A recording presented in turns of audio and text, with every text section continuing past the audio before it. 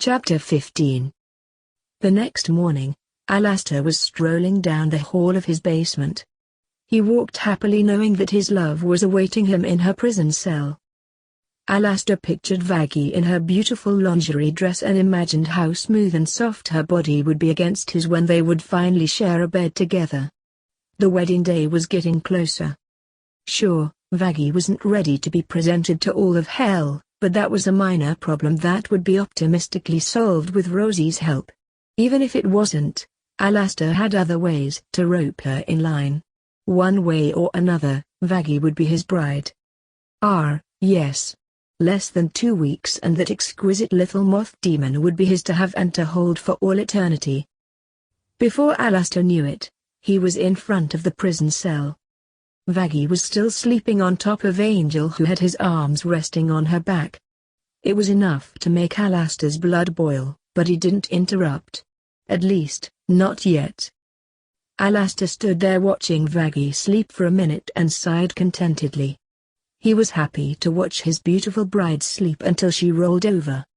When Vaggie rolled over, Angel's coat rolled off her chest, revealing that she was not only not wearing her dress, but that there was a telltale kissing mark on Vaggie's neck where his should have been. Alastor saw red. He growled lowly and bolted for the cage's door. In less than a second, Alastor tore the prison door off its hinges and had tossed it down the hall. Vaggie and Angel bolted upwards and stared in horror at the rageful look on Alastor's face. Angel held Vaggie defensively and asked with a smirk, "What's wrong, Stag?" All of a sudden, thick black tentacles emerged from Alastor's booty, wrapped around Angel's neck, and started to choke him. Knowing she had to act, Vaggie stood up, grabbed the book, and dashed towards Alastor. Vaggie slapped Alastor across the face with her book, catching him so off guard that he dropped Angel on the floor. Alastor looked at Vaggie, looked at Angel clad in Vaggie's lovely slip, and regained a bit of composure thinly veiled under his diabolical smile. "Tell me, Vaggie," Alastor said in an unpleasantly calm tone as Angel coughed on the ground. "What exactly transpired between you two last night?" "We kissed," Vaggie said carefully. "I gave Angel the slip. Then we read the book and went to sleep. That is all." "Oh?" Alastor responded calmly. Even so, he should have known better than to kiss another man's wife. Suddenly, Vaggie and Angel noticed the sound of boots running down the hallway and stopping in front of the prison cell. The duo looked up to see Rosie standing just outside their cell. "Oh, dear," Rosie said in her sickly sweet, concerned tone. "What in the 9 circles of hell is going on here?" "Angel kissed my bride," Alastor said, barely concealing his anger. "He is in need of punishment." "No," Vaggie yelled, attempting to dash towards Angel before Rosie grabbed onto her arm and pulled her back. "Unfortunately, Vaggie, this little blue nose is getting what he deserves," Alastor said, snapping his fingers, transferring the blue slip from Angel back to Vaggie. "Rosie, could you get Vaggie cleaned up and ready for breakfast? I have to do some punishing." "Of course," Rosie replied with a sick smirk as she began to walk to the door with Vaggie in tow. "No!" Vaggie screamed, trying desperately to shake herself out of Rosie's grip. "It was all me. I kissed Angel first. It was all my fault. Please don't hurt him." Angel scoffed and said with a sad smirk, "What are you talking about? It was me who made the first move, babe. And I don't mind saying I enjoyed it." Rosie placed her cold hands on Vaggie's shoulders and quickly pushed her out of sight amidst her loud protests. When Alastor was sure Vaggie was out of the basement, he looked back where Angel was sitting on the floor only to find that Angel wasn't there.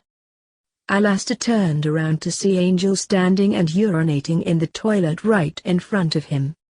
Sensing Alastor's eyes boring a hole into his back, Angel smiled and said, "I just thought I should get this out of my system before we got started. I figured you wouldn't like the mess." Alastor stood there dumbfounded and glaring at Angel as he finished his business, flushed the toilet, and took his time walking over to the sink and washing his hands. Once he was done, Angel turned around, leaned back against the sink, smirked, and said, "I know you ain't happy with me, Stag, but I ain't sorry. When you brought Vaggie to me, she was scared and needed some comfort, so I gave it to her." Alastor was silently shaking with rage now.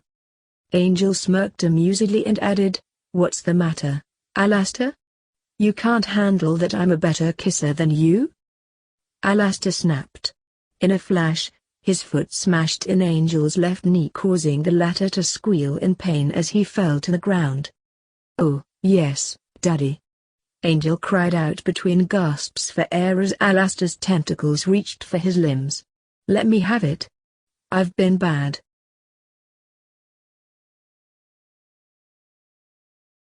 Chapter 16. Back upstairs, Rosie took Vaggie back to her room and shoved her into her bathroom. Vaggie screamed in protest and tried to break down the door, but Rosie mockingly assured her that nothing would be done unless she obediently prepared herself for the day. Realizing she had no choice, Vaggie relented. She took a shower, brushed her teeth, and took care of all her other business until Rosie let her out to finish the rest. Rosie dressed Vaggie in a white lace Edwardian lawn party dress with a collar going up to her neck and sheer sleeves going down her arms, complete with period shoes and stockings. Then, Rosie sat Vaggie down in front of the room's new vanity, brushed her hair out, and styled it into a fashionable bun with her pink ribbon running through it. Rosie finished the look with an off-white eye patch she tied over Vaggie's missing eye. "There we go," Rosie said, stepping back and admiring her work. "Don't you look beautiful?" Vaggie looked at the vanity mirror, stood up, and said, "I look like my great-great Abuelita." "Oh, don't be absurd," Rosie said. "You look much more beautiful than she ever did. Now, come on. Give us a turn." Vaggie crossed her arms in annoyance, scowled, span around once very quickly, and quipped, "Happy? Can I take this scrap off now?" "Marvelous," Rosie said, clapping her hands merrily. "You look absolutely gorgeous. Just wait until Alastor sees you." "What?" Vaggie snarled angrily. "I'm not a fucking doll. If you think I'm going to let that shitlord even look at me after what he has done to Angel." "Oh, my goodness!" Alastor called out in the doorway, interrupting Vaggie mid-rant. "Vaggie, just look at you. You look like a real showgirl." "Thanks, I hate it," Vaggie retorted as she stomped over to where the radio demon was standing. "Where's Angel?" "Oh, nonsense," Alastor said, completely ignoring Vaggie's question. "You're going to love it when my colleagues see you by my side." "Yeah, I'm just oozing with anticipation," Vaggie said sarcastically. "I can't wait to take this thing off. Where is Angel?" "Oh, but it looks so lovely on you," Alastor said, ignoring Vaggie's question again as he showed Vaggie a voodoo doll of her from his pocket. "And on the little you as well." Vaggie stood back in shock. The doll was dressed and had its hair styled exactly as she did. It was uncanny. "God, you're such a creep," Vaggie said in disgust. "R, Alastor said, twisting the doll's arm behind her back, causing Vaggie's arm to painfully do the same. "Manners, my dear." "Let me go," Vaggie yelled. "Please." Alastor released the doll's arm, allowing Vaggie's arm to be freed. Vaggie rubbed her sore shoulder and muttered under her breath, "Goddamn asshole." Alastor chuckled out loud and said, Now, don't make me bring angel dust into this." Vaggie's eyes widened and then narrowed as she asked, "What the fuck have you done with Angel?" "I gave the disgusting, perverted nuisance what he deserved," Alastor said with his annoying, self-satisfied grin. "Perhaps now he'll learn not to touch what isn't his." "Where is he?" Vaggie asked. Alastor opened the door and stepped into the hallway, holding the door open for Vaggie just as everyone heard a loud, painful groan. Vaggie ran out of her room and into the room next door where Angel was being held and beheld a gruesome sight. Angel was lying in the room next door on a surgical table, absolutely mangled in injuries, with only his brown shorts on, all other clothing having been removed except his choker. 5 out of 6 arms were broken. One of his legs was kicked in. And those were only the injuries Vaggie could see. Angel was breathing shakily but still conscious. Angel turned his head over and saw Vaggie standing in the doorway trembling like a leaf. "Hey there, doll," Angel said with a smile, clearly trying to conceal his pain. Vaggie walked to the table to get a better look at him. Angel's split lip and broken arms were caked in dried blood, congealed and cracked. The now browning blood had drizzled down the lacerations on his bare chest and back much like rain down a window pane. "Oh, my God," Vaggie whispered fearfully, trying not to shed any tears. "That was a hell of a time, babe," Angel said with a smirk. "You should have been there." Vaggie put her hand on Angel's first right hand, the hand of the only arm that wasn't broken, and said, "Angel, I'm so sorry." "Don't be, Con," Angel replied, giving Vaggie's hand a squeeze. "That was so much fun." Vaggie scoffed and said, "You dumb motherfucker. Alastor, you have to heal him. You can't leave Angel like this." Vaggie turned round to see Alastor and Rosie standing in the doorway behind her. Alastor chuckled, walked over to her, and said, "Oh, Vaggie. I only intended to teach him a lesson. Of course, I'm going to help him heal. Angels are our main auction item after all. He'll be better by Friday. You'll see." "Oh, can I help you nurse Angel back to health please, Alastor?" Rosie asked merrily. "I'd love to help." "But of course, Rosie, my dear," Alastor replied. "What shall we do first?" Rosie asked. "You need to take Vaggie to breakfast and give her etiquette lessons," Alastor said. "I'll see to the spider for now." "Oh, fuck no!" Vaggie yelled.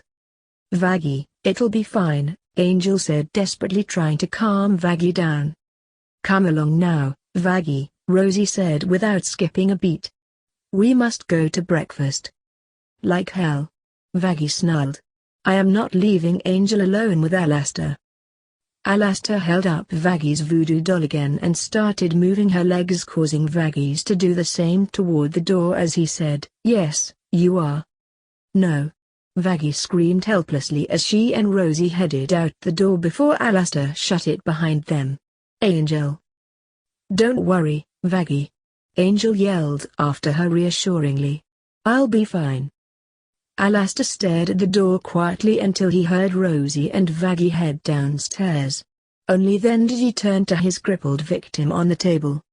The pair stared at each other for a second before Angel broke the silence. "What are you doing to Vaggie?" Angel asked. "Shouldn't you be worrying about yourself?"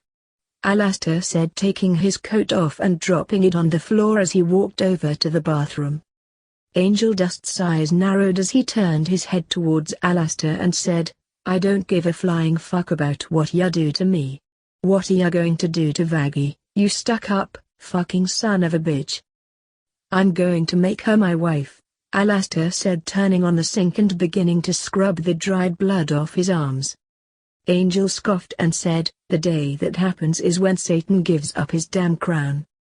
"We'll see about that," Alastor replied. "You of all people should know how determined a lover is." Angel snorted and retorted, "Like someone like you would know what real love is." Alastor sighed and said, "I have never felt so alive." "Vaggie sure as hell doesn't." "Oh, don't be silly. Vaggie's just shy and overwhelmed by the news right now." "Vaggie shy? That's rich." Alastor didn't respond but dried his hands on a hand towel and walked over to his patient.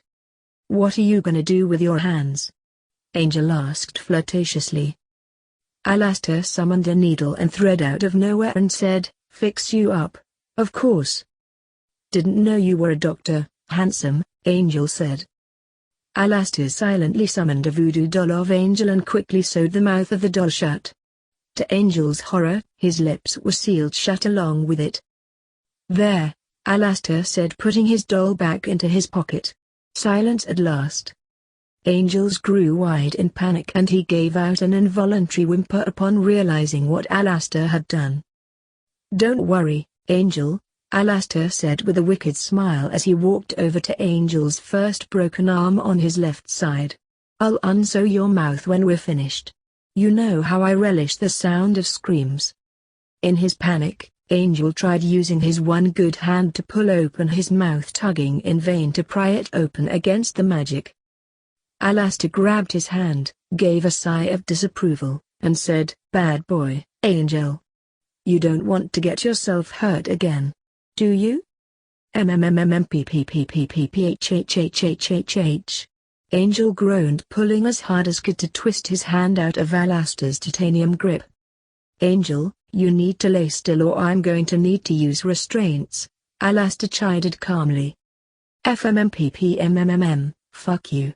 Angel groaned. Alastor sighed again before he snapped his fingers and instantly caused all Angel's arms to be strapped down to the table with leather straps by the wrists. Angel moaned in pain at the sudden movement in his broken bones. "Now then," Alastor said merrily. "Let's start setting those broken bones back into place." Angel whimpered fearfully as Alastor put his hands on the first broken arm. "Don't be afraid to scream, Angel," Alastor prattled happily. "It's all music to my ears." Then, without another word, Alastor snapped the broken bone back into place with an audible crack as Angel gave out a muffled scream. Alastor happily hummed the show tune as he got out some medical stabilizers to hold the reset bone in place and wrapped bandages around them to secure them to Angel's arm. Angel started thrashing as much as he could underneath the restraints. Unfortunately for him, the restraints held firm as Alastor finished his work and made his way to the next broken arm. I'm glad you enjoyed that video/gameplay. Just remember to hit that like button, subscribe to the channel, and leave a comment down below. Until next time, goodbye!